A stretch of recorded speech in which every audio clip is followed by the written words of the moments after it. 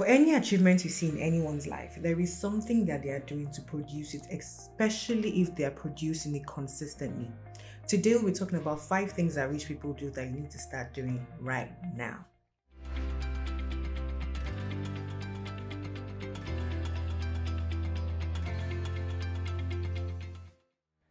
Hi guys, my name is Ola and welcome back to my channel. In fact, I should say welcome to myself. I am back to my channel. Yeah, so it's been a while, but today we're going to be talking about something quite interesting and quite valid. The reality is that every success you see in someone else's life, especially when it is sustained, there is something that they are doing to ensure that it is sustained. It is just not one-off. Can be random, you can win the lottery, right? But when it comes to wealth, when you see anyone who is able to build wealth over time in a sustained fashion, there is something that they are doing and it's important to learn from them. And so I'll be sharing some of those things that I have seen people ahead of me. Okay, yes, so it's not like I've blown, like I've gotten there, but then there are things that I have seen people ahead of me do that I'm also imbibing in my life and I thought to share. Because they're little things, right? They're things that we don't really see. So we'll start with the very first thing. They don't leave money idle in the bank. This is something that I realize that a lot of young people do, especially when you earn well, for different reasons. So for some people it could be they have no clue what to do. Some people there's fear. Some people it's just I like to see my money. Like let me just see. But the reality is that until you get to a point where you have invested in things that give you money when you are sleeping, you really can't be wealthy. You are still in the rat race. You are still in bondage. So what does it mean to not leave money in the bank? And why don't they leave money in the bank? Because money is a tool. It's called currency because it's not designed to stay in one place and be static. Understand that when you leave money in your bank account idle, your bank is using it. So it's called currency for a reason, and so they take advantage of that idea that it is currency. It is supposed to move around. That is how it grows. So what do? They invest. As simple as that. If you have no clue around investing, like you've heard it so many times, and you have money piling up there, like you don't know what to do with it, and you are seeing yourself getting into that rat race because you need your job to like keep up this level of wealth, then let's talk. There's a link in the description box. Tag discovery call. Set up a discovery call with me. It's free, and then we can take you from there. We'll see what you need to get done, and we can sort you out. I have a video on why you should not leave money in the bank, and I'll leave it up here, and you can check it out so you actually broaden your knowledge. But basically, do not leave money in your bank idle. The next thing that you need to learn is that every cent counts, meaning that when you get your dividend, you invest 1K in a stock, you get $10 dividend or maybe $5 dividend, and you just let it lie in your account idle. No, you invest it or you get interest. The interest is minimal. Agree with me, right? Have you ever seen any wealthy person who like gets like small change or something and they say thank you and they keep it, and then they say we're going to use it for this? Trust me, it's a mindset. The moment you can account to the letter or to the dot, to the cent, to the kobo of every money that comes into your account, right? Your mindset changes. First of all, in that whole process, you would understand how fickle money can be, and you get to be more prudent. You understand how the little things of buying credits, giving stuff out to people, you understand how all those things count, or just a random lunch here, or a snack here, or a treat here, how those things add up. It is the same mindset, because if you do not understand how each cent goes, or how each cent comes, or how each kobo comes, right? Your mindset around money will not be right, or your understanding or the way you judge matters when it comes to money will not be right. So when you see wealthy people, one of the things that you realize is that they know where their money is going. They know that every kobo counts. They know that every cent counts, and they are intentional about what they do about it. So even if they are going to let it go, they know that they let it go. So the number 2 thing that you need to start doing from today is to account for every kobo, every cent. Don't just say it's just 50 naira or it's 100 naira. Make every kobo count. Make sure you know where everything is going. It is very, very important. We We interrupt this program to bring you a special report. If you have not subscribed to this channel, please do. We share content on personal finance, investing, and the economy, and you will learn a lot from staying with us. Click the subscribe button below, and you're welcome to the family. And now back to your regularly scheduled program. So the third thing that rich people do consistently that a lot of people do not really imbibe is the dreaded word called leverage.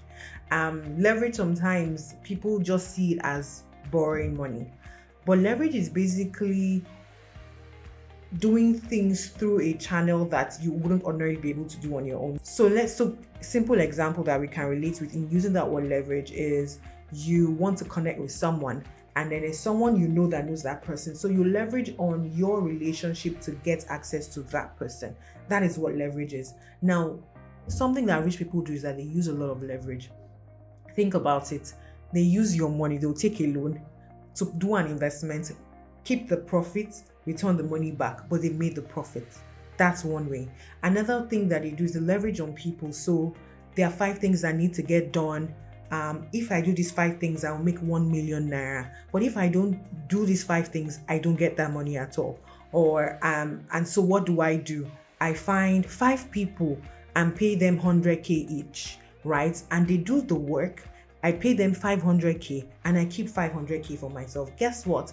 As much as I have given out 500k, if I did not hire those people, I would not have been able to do the 1 million transaction. Do you understand? So sometimes we try to do things and we try to do things ourselves. We try to carry everything on our heads and say, okay, I must do every step of the way. Sometimes you need to let go of something to actually be able to get that big thing, right? And then guess what? If you're able to get more of those 1 million contracts or 1 million transactions, then paying them 500k will not be an issue, because in like 4 transactions, you have 2 million already. So the leverage is almost like, so basically what am I saying? That don't always try to do everything yourself. Find people you could partner with, even if it's a business idea. Find people to bring things to the table and give them something in exchange. That's the leverage. Give them something in exchange. But guess what? If you are not able to bring all those people together, you won't get that thing done. So why not sacrifice that, right, to get the bigger thing? Do you get that? And it's the same thing when it comes to borrowing. You have an investment, you have a transaction in front of you, right? It's a viable transaction. Yes, borrowing is risky. However, there are some transactions that are clear. Of course, you need to analyze them properly. But what would a rich person do? He would go to the bank, he would borrow, or he would, go to his wealth manager. He would take a loan and put some capital on it and go into that transaction. When the transaction comes back good, he pays the capital and he gets his profit. It's something that he won't have been able to get at all if he did not take that loan. So there's that mindset that we need to start. You can leverage on people, you can leverage on capital, right? Both are things that we can do in our own little level space, right? But it's a mindset you need to build.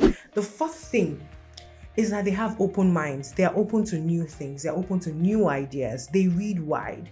So I have interacted with a couple of admirable, wealthy people. And one of the things I realized is that they are part of different conversations, right? They're part of different varied conversations. It's not even about the number of conversations, but the kind of things that their minds are into at the same time. And part of it comes from reading, part of it comes from travel, part of it comes from interacting with people, but fundamentally it comes from having an open mind. There is no one way to get anywhere. Sometimes pieces of the puzzle come in different places, but you have to have an open mind. Why? Because that's just the way life is, right? You learn from people ahead of you and realize that when their minds are open, they are able to create new ideas, new solutions. They're able to see the opportunities for leverage. Do you get? So what are the little things that you can do? Read books of business people, read books of successful people, read biographies, listen to people's stories, all sorts, right? There's so many ways, but you need to take advantage of at least reading books, at least going on the internet, right? But open your mind up and read. Now, the last thing that you need to do is to give it time. So it's almost logical. You can't plant a seed and expect it to germinate, grow, bring fruits in one day, right? Things take time. So one of the things that we need to learn also in the haste to be wealthy, in the desire, which is very valid, you also have to give it time. You also have to be aware that things take time, and in your impatience, don't go and spoil the process. Don't go and uproot that seed. Do you understand? And that's something that when you see a 60-year-old wealthy man, he'll tell that, oh, I started this transaction at this time, and probably we should do some of these interviews, right? To actually hear their stories. I started this at this time, I did this, and it took this amount of time, but when it actually blossomed, it blossomed very well. Or if you think of people like investing in companies like Facebook, it wasn't overnight. It didn't just happen like that. It took time, it took a lot of effort, but they stayed with the process. So finally, I have said 5 things that you need to start doing today. Don't leave money in the bank. Make every amount, every drop, every cent count. Leverage on people, leverage on cash. Read, open your mind up, and give it time. These are 5 things that I have observed over time. And if you have any other ideas or any other thoughts that you have learned over time, please feel free to drop in the comment section. And then if you want me to talk about anything, because I'm back. I'm back. So if you want me to talk about anything, if you have questions around what's happening in the economy, feel free to drop your questions in the comment section. I'll be happy to get to them. Thank you, and I hope to see you in the next video. Bye.